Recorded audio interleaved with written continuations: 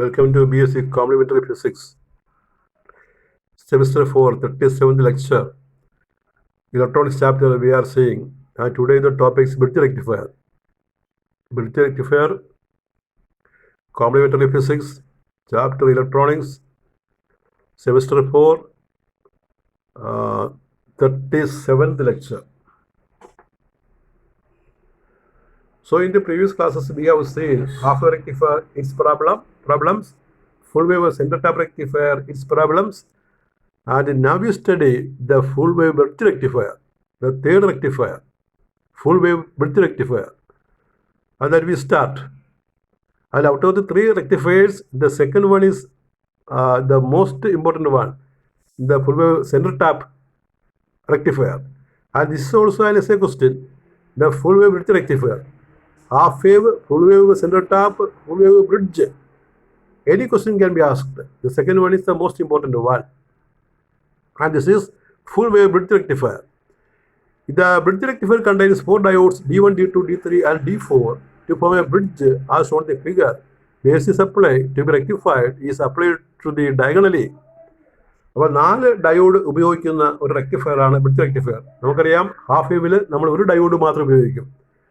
Centre tap full വേവിൽ 2 diode ഉപയോഗിക്കും. ഇവിടെ ആകുമ്പോൾ 4 ഡയോഡ് ഉപയോഗിക്കും. 4 ഡയോഡ് നമ്മൾ ഉപയോഗിക്കുമ്പോൾ അതിൻ്റെതായ അഡ്വാൻറ്റേജ് ഉണ്ട്. ഇതാണ് സർക്യൂട്ട് ഡയഗ്രാം.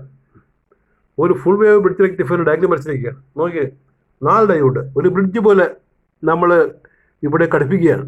അപ്പോൾ ബ്രിഡ്ജ് പോലെ ആകുമ്പോൾ അതുകൊണ്ടാണ് ബ്രിഡ്ജ് റെക്ടിഫയർ എന്ന് പറയുന്നത്.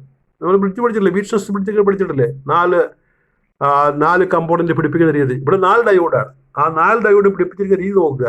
എല്ലാത്തിൻ്റെയും പി എൻ ജംഗ്ഷൻ ആ എൻ എന്നുള്ള ബാറ് ലെഫ്റ്റിലേക്കാണ് ഞാൻ വരച്ചിരിക്കുന്നത്. നോക്കിയേ, 4 ആരോ കാണിച്ചിട്ടില്ലേ, ആരോയുടെ അറ്റത്തുള്ള ബാറുണ്ടല്ലോ പി എൻ ജംഗ്ഷൻ, അതിൻ്റെ ആ ബാറെല്ലാം ലെഫ്റ്റിലേക്ക് കാണിച്ചിരിക്കുന്നത്. എന്നിട്ട് ആ അറ്റങ്ങളെല്ലാം കൂടി എയിലേക്ക് നമ്മൾ കണക്ട് ചെയ്യും, അത് ഗ്രൗണ്ട് ചെയ്യും.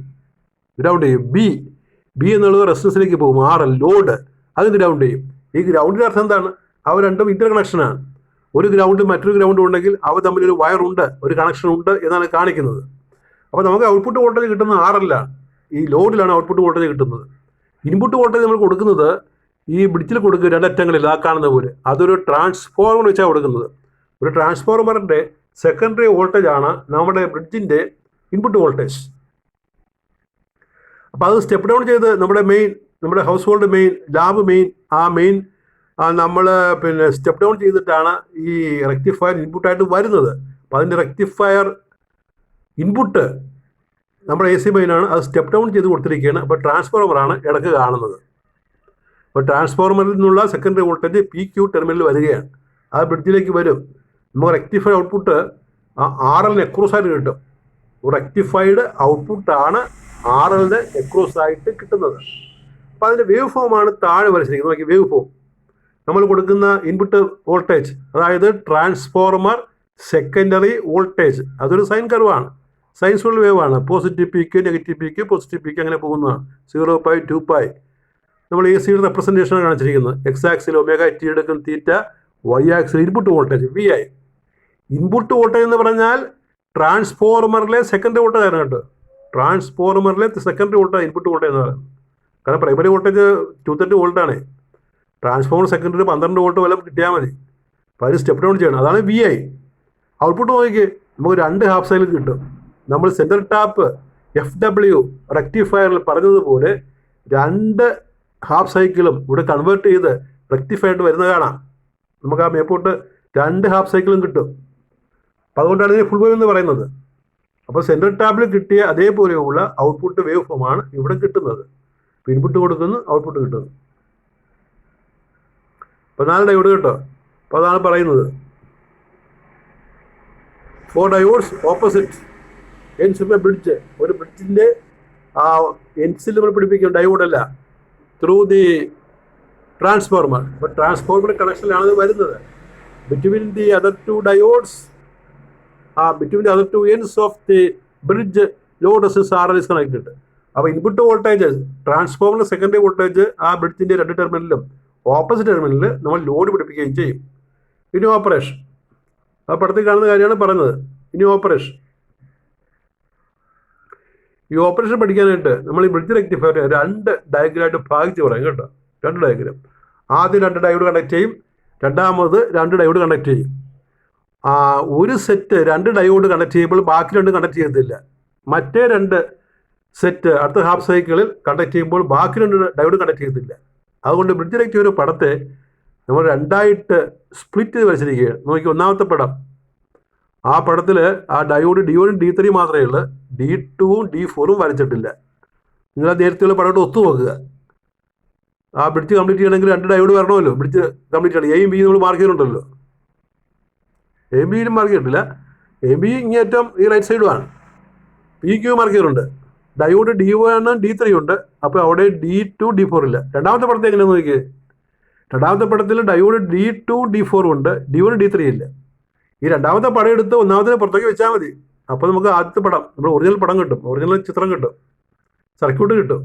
ഈ രണ്ടാമത്തെ സർക്യൂട്ട് എടുത്തിട്ട് ഒന്നാമത്തെ പുറത്തേക്ക് വെച്ച് കഴിഞ്ഞാൽ കിട്ടുന്നത് ആദ്യം വരച്ച പടം, ചിത്രം കിട്ടും.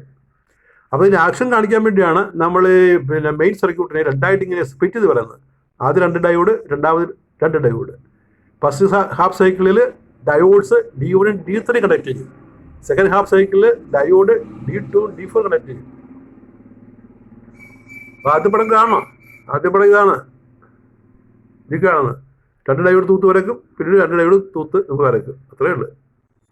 ട്രാൻസ്ഫോർമർ പ്രൈമറി കംപ്ലീറ്റ് നമ്മൾ അത് കാണിച്ചു, എല്ലാം കാണിച്ചിട്ടുണ്ട്. 2 ഡയോഡ് തൂത്ത് 2 പ്രാവശ്യം വരയ്ക്കുക, അത്രയേ ഉള്ളൂ. ഈ 2 പടങ്ങൾ ആക്ഷൻ കാണിക്കാനായിട്ട്. Consider here during the positive of cycle of secondary voltage the NTP of the secondary windings. NTP എന്ന് പറയുന്നത് മുകളിൽ കാണുന്നു.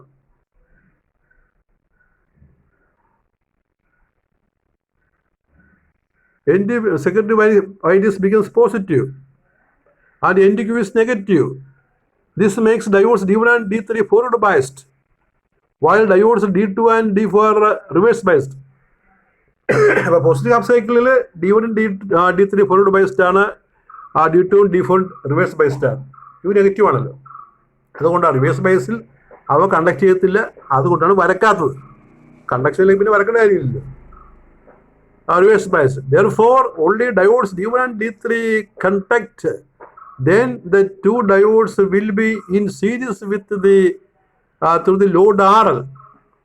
The conventional current flows as shown by the arrow. Conventional current flow is shown by the arrow. Arrow ആണ് current പോകുന്ന ദിശ കാണിക്കുന്നത് കേട്ടോ. നോക്കിക്കേ, മേപ്പോട്ട്, ആ ഗ്രൗണ്ടിൽ നിന്ന് മേപ്പോട്ട് പോകുന്നില്ല കണ്ടു വരക്കണത്. ഡയോഡ് കണക്ട് ചെയ്യുന്ന ഡയോഡിനകത്ത് ആരോ കാണിച്ചിട്ടുണ്ട്, ആ ദിശയിലാണ് കണക്ട് ചെയ്യുന്നത്. പ്രൈമറി P പോസിറ്റീവ് ആണ്. എന്നിട്ട് കറണ്ട് ഇങ്ങോട്ട് വരും, ആ എർത്ത് കണക്റ്റഡ് ആണ്. ഇപ്പം മേപ്പോട്ട് വിടും, എന്നിട്ട് സർക്യൂട്ട് കംപ്ലീറ്റ് ആകും. അങ്ങനെയാണ്.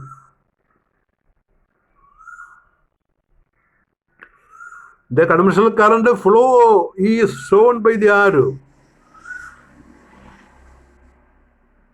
It may be seen that the current flows from A to B. A is ground through the load RL.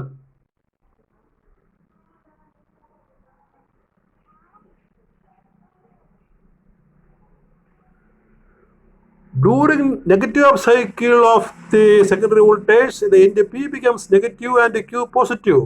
This makes diodes D2 and D4 forward biased, whereas D1 and D3 reverse biased. But negative of cycle D2 and D4 are conducting. അതുകൊണ്ട് നമ്മൾ D1 D3 വരക്കില്ല, reverse based ആണ്. Therefore only diodes D2 and D4 conduct. These 2 diodes will be in series through the load RL. The current is from A to B in the same direction for the negative, negative half cycle. അപ്പോൾ negative half cycle same ഡയറക്ഷനിലാണ്. Therefore the output is obtained. Therefore DC output is obtained across RL. ഇപ്പോൾ positive half cycle ആയാലും കൊള്ളാം, negative half cycle ആയാലും കൊള്ളാം, current A to B ആണ്, ആരോ കാണിക്കുന്ന ദിശയിലാണ്. അതുകൊണ്ട് നമുക്ക് ആ പോസിറ്റീവ് ഹാഫ് സൈക്കിൾ മാത്രമേ കിട്ടുള്ളൂ. ഇൻപുട്ടിന് 2 ഹാഫ് സൈക്കിളും കണക്ട് ചെയ്യുമ്പോൾ. പിന്നെ efficiency expression for efficiency of bridge rectifier it is equal 0.812/1 + 2RF/RL. ഇവിടെ നമ്മൾ FW സെൻട്രൽ ടാപ്പ് പഠിച്ചിരുന്നു. FW റെക്ടിഫയർ സെൻട്രൽ ടാപ്പ് അവിടെ 0.812/1 + RF/RL ആണ്. താഴെ നമ്മൾ RF എന്ന് മാത്രമേ കൊടുക്കും. ഇവിടെ 2RF കൊടുക്കും. കാരണം at a time 2 diode connect ചെയ്യും. 2 ഡയോഡുകൾ അറ്റ് എ ടൈം കണക്ട് ചെയ്യുന്നതുകൊണ്ട് നമുക്ക് 2RF എന്ന് എഴുതണം.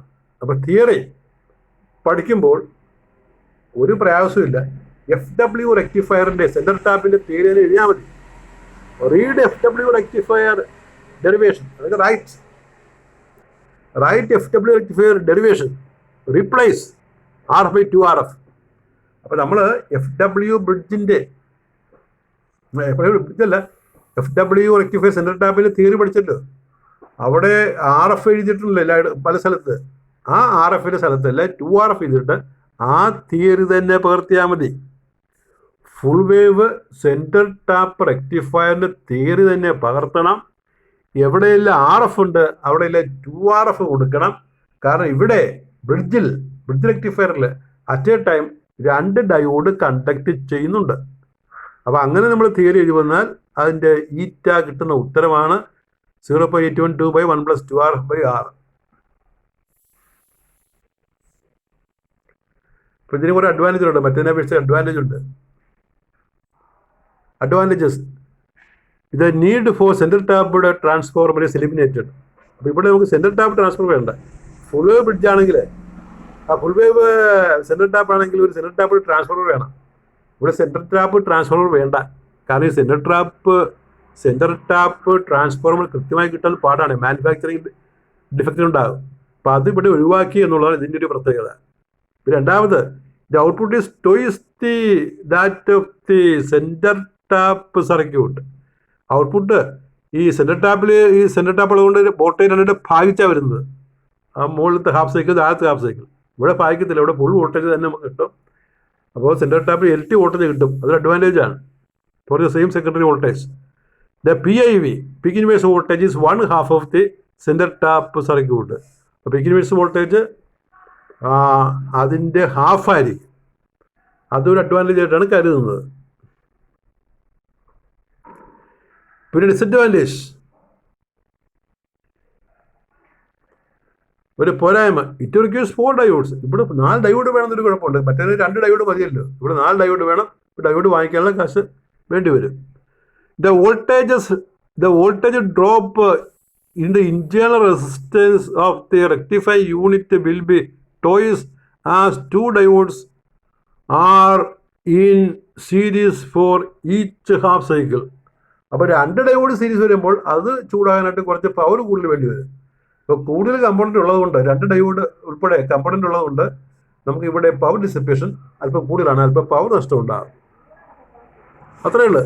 അപ്പോൾ അതിൻ്റെ essay ക്വസ്റ്റ്യൻ ആയിട്ട് ചോദിക്കുന്നത് ഇങ്ങനെയാണ്: describe the bridge type rectifier with a neat diagram and explain the action. Mention its merits over other types of rectifiers. Other type എന്ന് പറഞ്ഞാൽ സെൻട്രൽ ടാപ്പ് FW പറഞ്ഞാൽ മതി. അതുമായിട്ടുള്ള മെയിൻകൾ എന്താണ്, അതാണ് നമ്മളിവിടെ എഴുതിയിരിക്കുന്നത്. അഡ്വാൻറ്റേജ് ഉണ്ട്, ഡിസഡ്വാൻറ്റേജ് ഉണ്ട്. ഇപ്പോൾ 4 ഡയോഡൊക്കെ ഉപയോഗിക്കുന്ന ഡിസഡ്വാൻറ്റേജാണ്. എന്നാൽ ഈ സെൻട്രൽ ടാപ്പ് ട്രാൻസ്ഫോർമർ ഒഴിവാക്കാം എന്ന് പറയുന്ന അഡ്വാൻറ്റേജാണ്. അപ്പോൾ അത് വായിച്ച് പഠിക്കുക. That is all with your bridge rectifier. V continue your class. Thank you very much.